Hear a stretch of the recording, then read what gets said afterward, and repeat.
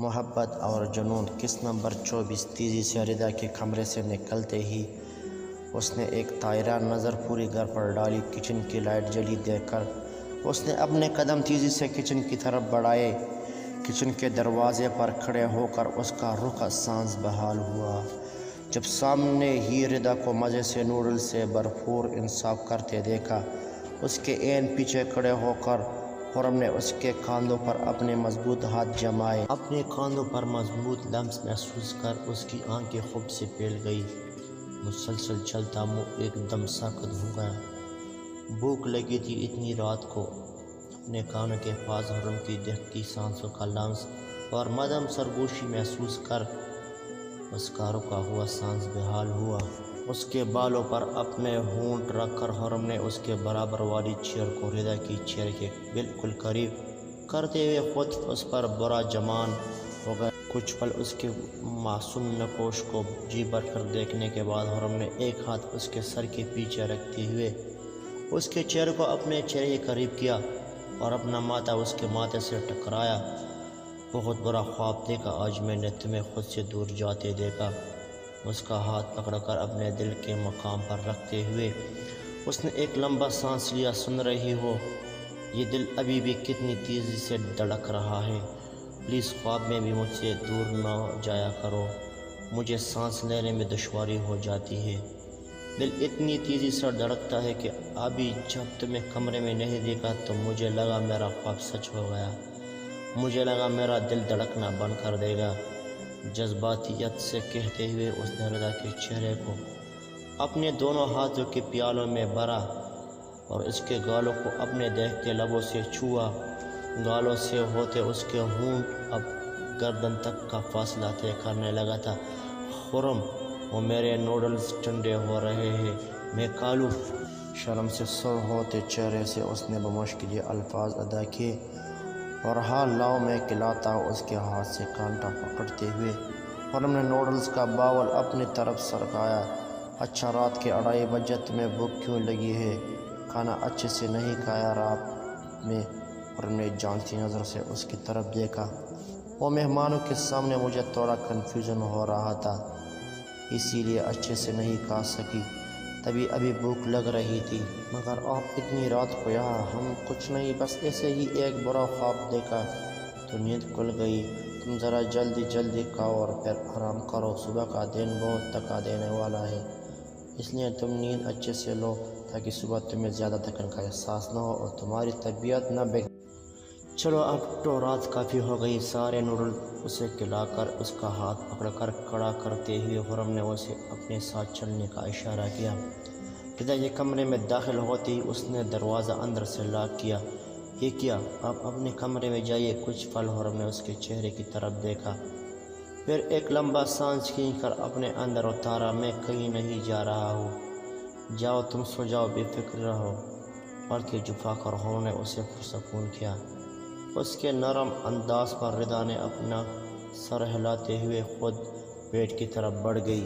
بچپن سے لے کر اب تک وہ اسے اتنا تو جانتی تھی کہ اگر اس نے بے فکر رہنے کا کہا تو اسے واقعی میں فکر کی ضرورت نہیں۔ ہلکی سی مسکراہٹ لبوں پر سجا کر خرم کی طرف دیکھتے ہوئے اس نے آرام سے آنکھیں موند لی۔ اس کی آنکھیں موندتے ہی خرم نے ماتھے پر تیوریاں چڑھاتے ہوئے فرش کی طرف دیکھا جہاں کسی کے مٹی سے بھرے جوتوں کے نشان تھے، جبکہ تھوڑی دیر پہلے جب وہ کمرے میں آیا تھا تو فرش بالکل صاف تھا۔ اتنی سی دیر میں کوئی خالی کمرے میں کیا کرنے آیا ہوگا؟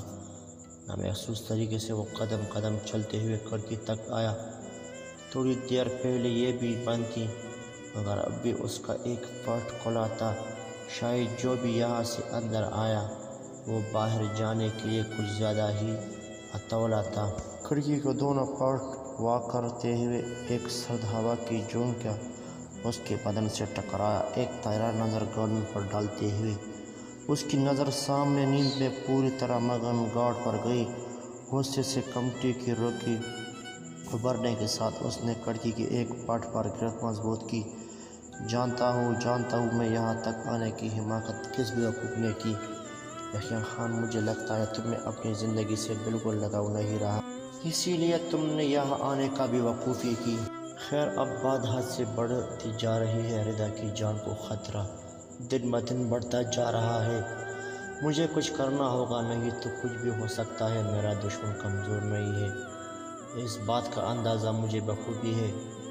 لب بینچ کر سوچتے ہوئے اس نے آسمان کی طرف منہ کر کے ایک لمبا سانس اپنے اندر اتارا اور آہستگی سے کھڑکی کو بند کر اپنا رخ رضا کی جانب موڑ دیا، جہاں وہ بے فکری سے دنیا جہان کی سازشوں سے بیگانہ خواب خرگوش کے مزے لینے میں مصروف تھی۔ اس کے معصوم سے چہرے کی بے فکری دیکھ کر سکون کہ ایک ہر اس کے رگ و پے میں دوڑ گئی۔ وعدہ ہے اس معصومیت اور بے فکری کو تمہارے چہرے سے جدا نہ ہونے دوں گا۔ تکیہ اٹھاتے ہوئے اس نے رضا کی طرف دیکھا اور تکیہ اٹھا کر خود صوفے کی طرف بڑھ گیا۔ کون تھا وہ جو کوئی بھی تھا، اسے ہماری دنیا کے بارے میں سب پتا۔ در سے کراہتے ہوئے بہت مشکل سے بوری سے باہر آیا اور ادھر ادھر دیکھتے ہوئے اس کی نظر سامنے اپنے گھر پر گئی اور اس وقت اپنے ہی گھر کے گارڈن میں پڑا تھا۔ مطلب وہ جو کوئی بھی تھا اسے میرے گھر کے بارے میں بھی یہ پتا ہے، اور میرے گھر پر اتنی سیکیورٹی کے باوجود وہ یہاں تک پہنچ گیا۔ صرف پہنچ نہیں گیا بلکہ میرے ہی گھر میں گھس کر مجھے یہاں پھینک دیا۔ اور وہ ہانیہ کے ساتھ جو کرنے کا کہہ رہا تھا کہیں وہ سچ نہ ہو۔ نہیں ایسا کبھی نہیں ہوا، ڈیچ میں ہوں، کوئی میرا کچھ نہیں بگاڑ سکتا۔ تو پھر یہ کیا چیز ہے؟ مشکل کھڑا ہوتے ہوئے وہ لڑکھڑا کر ایک بار پھر زمین پر جا گرا۔ مجھے کچھ کرنا ہوگا، انجان دشمن بہت خطرناک ہوتا ہے، میں صبح ہی ہانیہ کا نکاح کر دوں گا۔ ہاں مجھے اب یہی کرنا ہوگا۔ ایک بار پھر خود پر برستے ڈنڈوں کی مار یاد کرتے ہوئے ڈیچ نے جرجر لی، اور خدا وہ جو کوئی بھی تھا بہت خطرناک تھا۔ اتنی جرأت آج تک کسی نے کی نہیں دیکھی، کوئی ڈیچ کی طرف انگلی سے بھی اشارہ کر دے، اور اس نے مجھے بوری میں بند کر کے اتنا مارا۔ آہستہ لنگڑا کر اندر کی طرف جاتے ہوئے وہ خود میں بڑبڑا کر گھر کے اندرونی حصے کی طرف بڑھا۔ وہ تو شکر تھا ابھی سب واپس نہیں آئے تھے۔ واہ، آج تو مزہ ہی آ گیا، اس بڈھے کی جم کر دھلائی کی ہے میں نے۔ اب بس جیسا سوچا کل کو نتیجہ ویسا ہی نکلے آئے گا۔ سیڑھیوں پر بیٹھ کر چائے کا کپ ہاتھ میں پکڑے اور اپنی سوچوں میں مگن اس نے اپنا سارا سامان وقار حمدانی کے گھر شفٹ کر لیا تھا، اور اب بھی ان کی بیوی اس کے لیے چائے بنا کر دے گئی تھی۔ وہ دونوں اس کا دھیان بالکل اپنے بچے کی طرح ہی رکھ رہے تھے۔ ماضی گڑیا کی پیدائش کے وقت اس کی ماں دم توڑ گئی، اور پھر کچھ سالوں میں اس کا باپ بھی ایک حادثہ کا شکار ہو گیا۔ خاندان والے پہلے اس کی گڑیا کو ہی منحوس کہتے تھے، لیکن اس کا باپ گزرنے کے بعد یہ لقب اس کے حصے میں بھی آ گیا۔ پورے خاندان کا اپنے ماں باپ کے بچوں سے زیادہ اتنا برتاؤ دیکھ کر اس کی مامی ان دونوں کو اپنے ساتھ لے آئی۔ وہاں انہوں نے اپنے بچوں کی طرح ان دونوں کا ایڈمیشن بھی اچھے اسکول میں کروایا، جہاں اس کے دوستی ان سے ہو گئی۔